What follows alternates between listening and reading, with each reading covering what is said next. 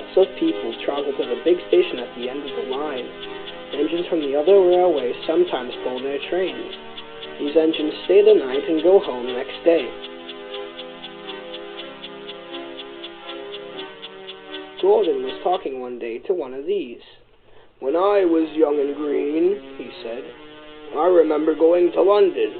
You know the place, the station's called King's Cross." "King's Cross?" snorted the engine. "London's Euston. Everybody knows that." "Rubbish," said Duck. "London's Paddington. I know, I worked there." They argued till they went to sleep. They argued when they woke up. They were still arguing when the other engine went away.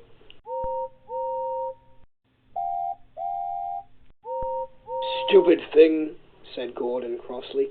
"I've no patience." "Stupid yourself," said Duck. "London's Paddington. Paddington, dear." "Stop arguing," James broke in. "You make me tired. You're both agreed about something anyway." "What's that?" "London's not Euston," laughed James. "Now shut up." Gordon rolled away, still grumbling.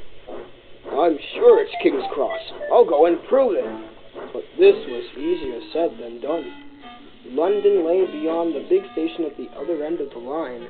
Gordon had to stop there. Another engine then took his train. "If I didn't stop," he thought, "I could go to London." One day, he ran right through the station. Another time, he tried to stop before the firemen could uncouple the coaches.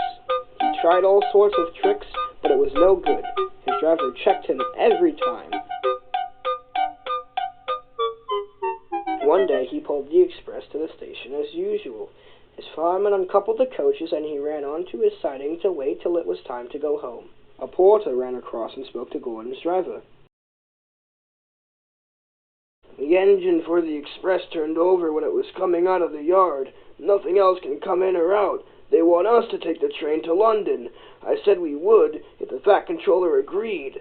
They telephoned, and he said we can do it. How's that?" "Come on," said Gordon. "Let's go."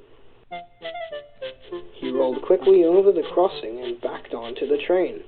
It was only a few minutes before the guard blew his whistle, but Gordon thought it was ages. Come on," he puffed to the coaches. Come on! We're going to town, sang the coaches.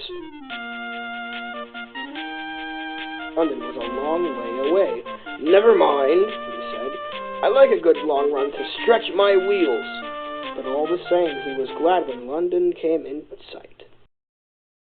The Fat Controller came in his office the next morning. The station master knocked and came in. He looked excited. "Excuse me, sir. Have you seen the news?" "Not yet. Why?" "Just look at this, sir." "Good gracious me," he said. "There's Gordon. Headlines, too. Famous engine at London Station. Police called to control crowds." Gordon returned next day. The Fat Controller spoke to his driver and fireman. "I see you had a good welcome in London." "We certainly did, sir. We signed autographs till our arms ached, and Gordon had his photograph taken from so many directions at once that he didn't know which way to look." "Good," smiled the Fat Controller. "I expect he enjoyed himself, didn't you, Gordon?" "No, sir, I didn't." "Why ever not?" "London's all wrong," answered Gordon sadly. "They've changed it. It isn't King's Cross anymore. It's St. Pancras."